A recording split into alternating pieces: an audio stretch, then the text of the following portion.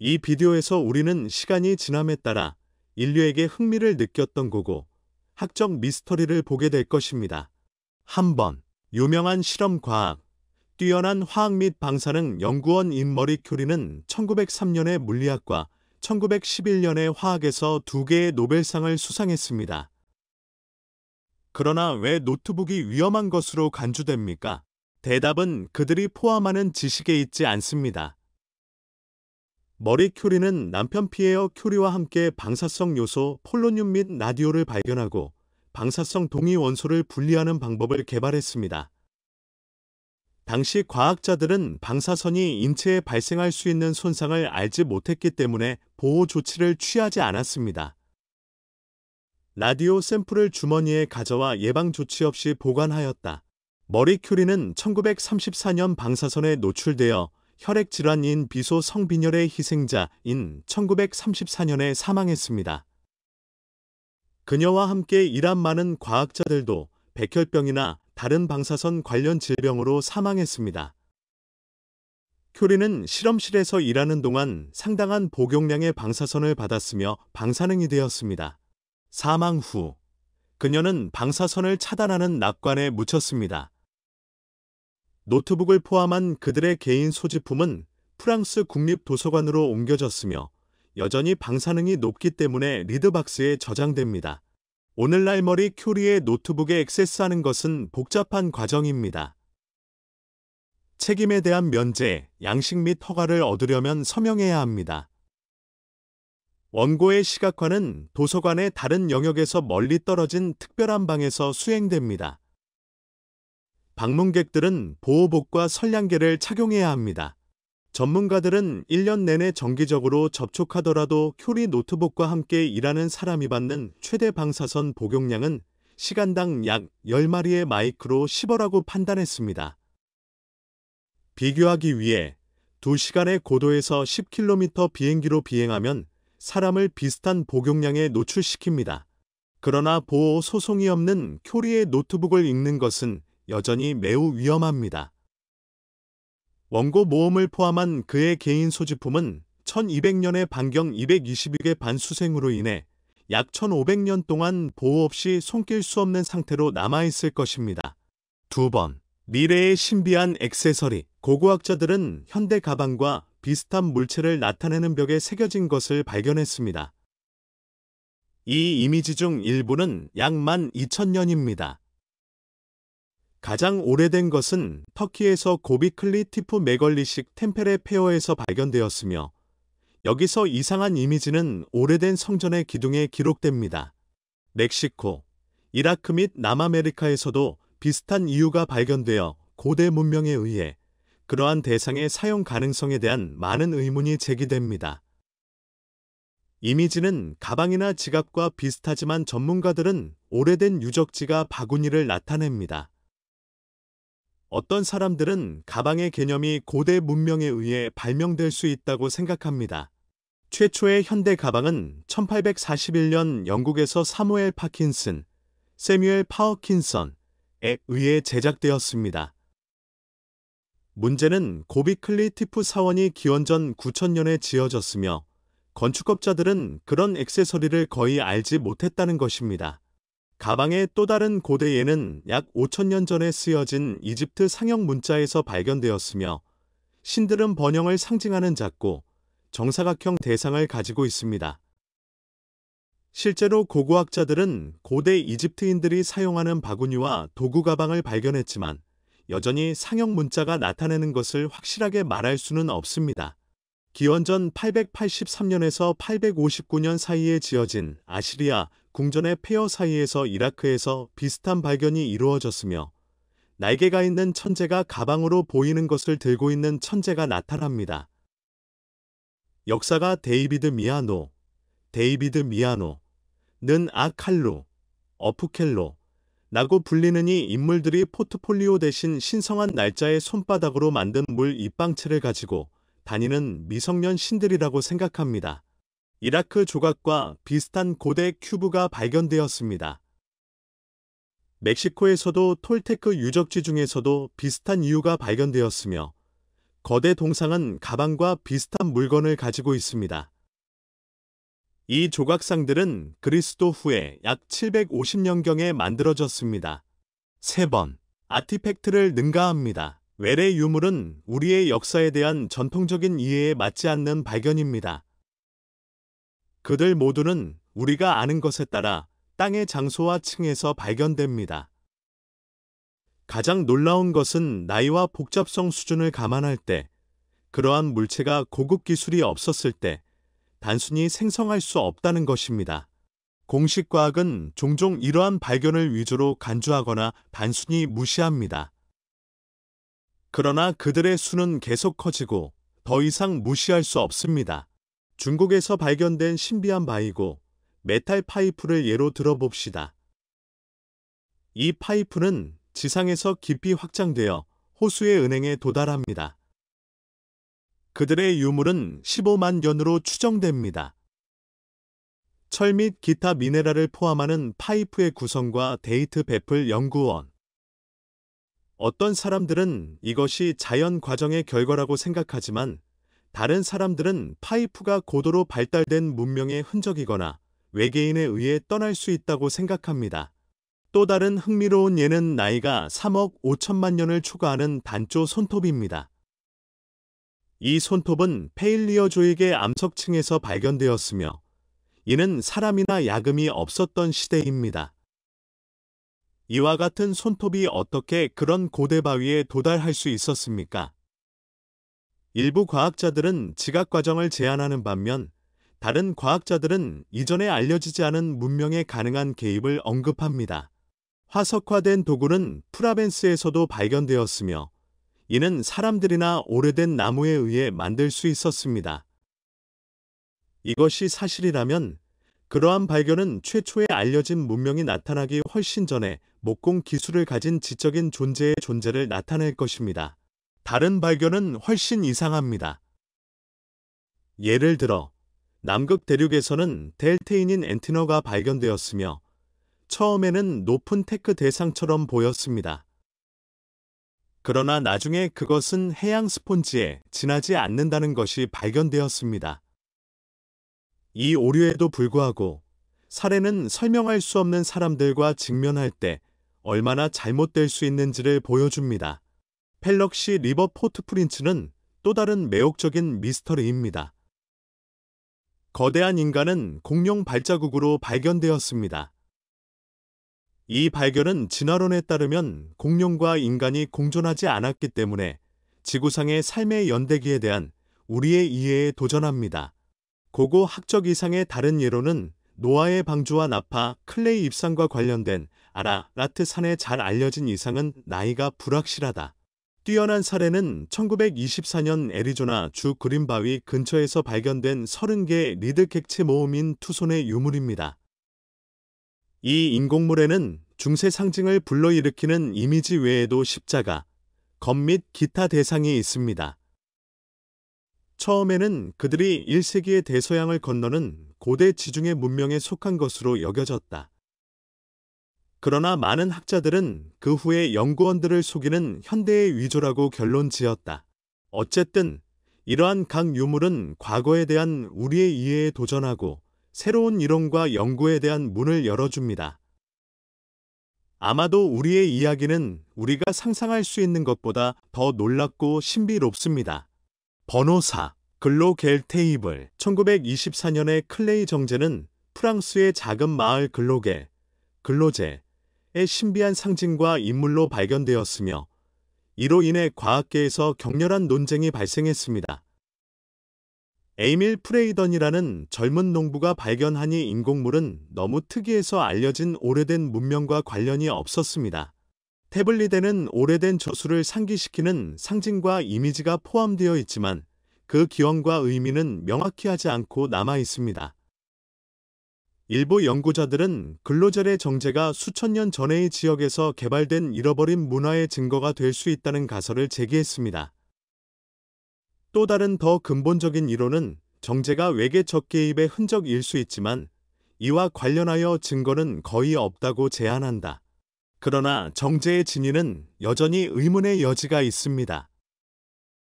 그들의 발견 이후 과학자들은 그들이 옛날 또는 숙련된 위조의 여부를 결정하기 위해 수많은 연구를 수행했습니다. 현재까지 버전 중 어느 것도 결정적인 확인을 받지 못했으며 글로젤의 태블릿은 20세기의 가장 신비한 고고 학적 발견 중 하나입니다. 번호 나일의 파라오의 고대 등록 이집트의 나일강의 어두운 물바닥을 탐험하는 고고 학적 다이버들은 조류로 덮인 암석을 조사했습니다. 언뜻 보기에 돌은 불쾌해 보였다. 그러나 과학자들은 더 면밀히 조사할 때 고대 파라오와 관련된 몇 가지 비문을 발견했습니다. 이집트와 프랑스 고고학자들의 공동팀은 아수야 저수지에서 폐허를 탐험하기로 결정했습니다. 조류층 아래에서 그들은 최소 2300년의 날짜가 몇 가지 크기를 발견했습니다. 이미지는 고대 이집트 파라오의 그림에서 상형 문자까지 포함되었습니다. 사진 중 하나는 잘 보존된 몇 가지 수치를 보여주지만 형태는 물에 의해 확산되고 구별하기가 어렵습니다. 일련의 비문은 묘비와 비슷한 두 개의 물체의 마네킹 헤드의 줄로 보입니다. 이 오래된 비문은 여전히 연구되고 있습니다. 고고학자들은 이러한 발견이 고대 왕들이 그 원격 시기에 어떻게 지배했는지 더 잘 이해하는 데 도움이 될 것이라고 믿는다. 6번. 게이어스 엘 머나의 동굴의 금속 물체 에콰도르의 게이어스 엘 머나의 동굴은 고고학자뿐만 아니라 수년간 신비주의와 유팔러지의 팬들의 관심을 끌었습니다. 이 동굴에서 금속 물체의 발견의 역사는 미스터리와 추측에 관여했습니다. 전설에 따르면 매너에서 현대 다이어그램, 지도 및 기술 도면과 유사한 기호로 금속판이 발견되었습니다. 이러한 발견은 고대의 고도로 발전된 기술이나 오래된 사람들과 외계 존재 사이의 접촉에 대한 알려지지 않은 문명의 존재에 대한 가설의 기초가 되었습니다. 이러한 이론의 지지자들은 이러한 복잡하고 상세한 상징이 원시 도구로 만들 수 없어보다 진보된 지식을 나타냅니다. 일부 연구자들은 플라크가 외계인이 남긴 스타맵이나 기술 지침으로 사용될 수 있다고 제안합니다. 그러나 대부분의 과학자들은 이러한 발견에 대해 매우 회의적입니다. 매너의 금속 물체가 정말로 오래되었다는 결정적인 증거는 없습니다. 일부 전문가들은 현대 야금 작업의 흔적과 고대 에콰도르에서 알려진 스타일과 기술과 이러한 유물의 불일치를 지적합니다. 또한 신뢰할 수 있는 데이터의 부족과 물체에 대한 맥락은 그들의 진정성을 더욱 약화시킵니다. 고고학자들은 이 유물들이 나중에 사기의 일환으로 또는 관광객을 유치하기 위해 만들어질 수 있다고 생각합니다. 따라서 만화의 동굴의 금속성 대상에 대한 매력적이고 신비한 이야기에도 불구하고 그들의 기원과 의미는 여전히 불확실합니다. 이 동굴의 역사는 신화와 전설이 어떻게 현실과 얽히고 과거에 대해 매혹적인 이야기를 만들지만 종종 신뢰할 수 없는 방법의 예입니다. 번호 7. 노몰리 인물 아프리카 대륙에서 가장 신비한 유물 중 하나는 서부 아프리카 시에라 리온에서 발견되는 노몰리 인물입니다. 돌로 조각된 이 고대 조각품은 전형적인 인간 해부학에 해당하지 않는 불균형적으로 큰 머리, 손톱 및 기타 특이한 특성을 가진 이상한 생물을 나타냅니다. 그들 중 일부는 또한 신화나 종교로 해석될 수 있는 장면을 보여줍니다. 이 인물들의 독특하고 특징적인 형태는 고고학자뿐만 아니라 고대 우주 비행사에 대한 이론의 지지자들의 관심을 끌었습니다. 일부 연구자들은 노몰이 인물 이 지역의 고대 주민들과 접촉했을 수 있는 외계 존재의 이미지를 나타낼 수 있다고 제안합니다. 이 이론에 따르면 수치의 이상한 비율과 특성은 비지구 기원의 실제 생물에 대한 인상을 반영할 수 있습니다. 과학적으로 입증되지는 않았지만 이 가설은 미스터리의 분위기를 인물에 추가하고 미스터리의 연인들과 신비주의 애호가들의 관심을 불러일으킨다. 공식 과학은 노몰이 인물이 종교적이거나 의식적인 대상이라고 생각합니다. 이 유물들은 신들이나 영의 숭배와 관련된 고대 의식에서 사용되었으며 아마도 특정 신화적인 특성을 상징하는 것으로 여겨집니다. 종종 그렇듯이 고고학자나 역사가들이 인공물의 기원을 설명하지 못하면 종교적 중요성을 얻는 경향이 있습니다. 흥미롭게도 노몰리 인형은 일반적으로 철 또는 무기 물체와 같은 다른 고대 유물과 함께 깊이 묻혀 있습니다. 이것은 정확하게 데이트하고 그들의 문화적 맥락을 확립하는 임무를 방해합니다. 일부 발견은 이러한 유물들이 아마도이 지역에서 알려진 문명이 나타나기 전에 아주 오래된 시기로 돌아갈 수 있음을 시사합니다. 번호 8. 지하 세계의 포어테. 작년에 1960년대에 도난당해 미국으로 이송된 지하 세계로가는 포르갈구로 알려진 독특한 유물이 멕시코로 돌아왔습니다. 최근 과학자들은 복원을 완료하여 멕시코 중부의 원래 위치로 반환했습니다. 올메커 시벌러제이션이 만든 이 기념비는 오랫동안 다른 세계의 입구문으로 오랫동안 간주되었습니다. 1960년대에 그는 유명한 올메커 영토인 켈케트 신고의 고고, 학적 유적지에서 추출되었습니다. 그것은 영적 세계로의 진입의 상징인 열린 턱이 있는 신화적인 고양이를 나타냅니다. 기념비는 그리스도 앞에서 800에서 400 사이에 창조된 불편한 시기부터 시작됩니다. 도둑들은 주된 특성을 손상시키지 않았지만 운송을 용이하게 하기 위해 망치로 인공물을 파괴했습니다. 그는 미국으로 밀수되어 불법 골동품 시장에서 끝났다. 1968년에 유물은 뉴욕 박물관에 지구 몬스터라는 이름으로 나타났습니다. 고고학자 데이비드 그로브는 기념비의 올메커, 기원을 인식하여 칼카츠고, 켈케트 신고의 다른 조각품, 특히 크루즈 올메커의 눈과 입 근처의 브로밀리어의 꽃과 유사점을 가리켰습니다. 번호 9. 조러트 카러, 그레인 메걸리식 컴플렉스, 아르메니아 스톤헨지, 아우미니언 스톤헨지, 로도 알려진 조락 카레의 거석단지는 코카서스에서 가장 신비한 고대 구조 중 하나입니다. 아르메니아 남부에 위치한 이 기념비는 수직으로 배치된 수백 개의 돌로 구성되어 있으며 그중 일부는 수미터 높이에 도달합니다. 가장 흥미로운 점은 상부에 구멍이 있는 스톤즈이며 연구원과 신비 팬의 관심을 끌었습니다. 조락 카레는 그리스도 이전의 6000년경부터 이루어지며 이는 이 유형의 가장 오래된 구조물 중 하나입니다. 외계 문명에 대한 이론의 이론은 구멍이 별을 관찰하거나 다른 세계의 존재들과 의사소통하는 역할을 할 수 있다고 제안합니다. 그들은 돌의 위치와 방향이 천문적이거나 더 복잡한 기능을 가질 수 있다고 주장하며 아마도 아르메니아의 고대 주민들에게는 외부의 도움 없이 불가능하다고 생각합니다. 그러나 이러한 이론을 뒷받침할 과학적 증거는 없습니다. 대부분의 연구자들은 아르메니아 스톤헨지가 천체를 연구하는 데 사용되는 오래된 천문대 또는 의식을 위한 의식 장소라고 생각합니다. 이 수수께끼의 기념비는 계속해서 관광객과 학자 모두 자신의 진정한 목적에 대한 답을 찾고 있습니다. 번호 10. 고대 이집트는 종종 외계 문명과 관련이 있습니다. 4500년 전에 살았던 사람들은 기자의 피라미드와 다른 모든 피라미드를 건설할 수 있다고 믿기가 어렵습니다. 많은 사람들은 여전히 고대 파라오가 외계인과 접촉했고 아마도 외계인이라고 생각합니다. 1925년 영국의 고고학자 하워드 카터는 전설적인 파라오 이집트 투탕카몬의 무덤을 파고 있었다. 석관 내에서 그는 통치자의 미라뿐만 아니라 많은 귀중한 물건을 발견했으며 그중 하나는 단검이었습니다. 이 인공물은 많은 전문가들에 의해 연구되었지만 오랫동안 어떤 재료를 수행했는지 결정할 수 없었습니다. 최근에 도호쿠 대학의 일본 과학자들은 마침내 그것을 발견했습니다.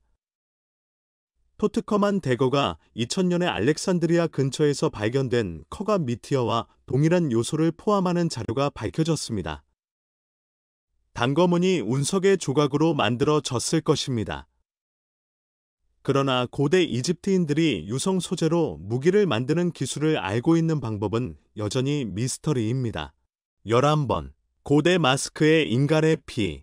페루의 북쪽 해안에서 발견되는 시컷 문화의 황금 마스크에는 인간의 피가 포함되어 있습니다. 기원전 750년에서 1375년까지 존재하는 시컷 문화는 중간 기간 동안 만들어진 장례식 마스크를 포함하여 금으로 고급스러운 공예품으로 유명하며 종종 무덤의 엘리트를 동반했습니다. 1990년대에 고고학자들은 이 엘리트들 중 하나의 무덤을 발굴했습니다. 무덤에는 거꾸로 된 위치에 놓인 골격이 들어있었고 시너브리오와 함께 밝은 빨간색으로 칠해졌으며 참수된 두개골을 덮는 금 마스크가 포함되어 있습니다. 골격 주변에서 두 젊은 여성의 유적은 출산과 모유 수유, 두 자녀를 제한한 위치에서 발견되었습니다. 최근의 연구에서 과학자들은 마스크에 존재하는 혈액을 분석하여 혈청 알부민 및 면역 글로불린지, 계란 클라르 단백질을 포함한 6개의 인간 혈액 단백질을 식별했을 것입니다.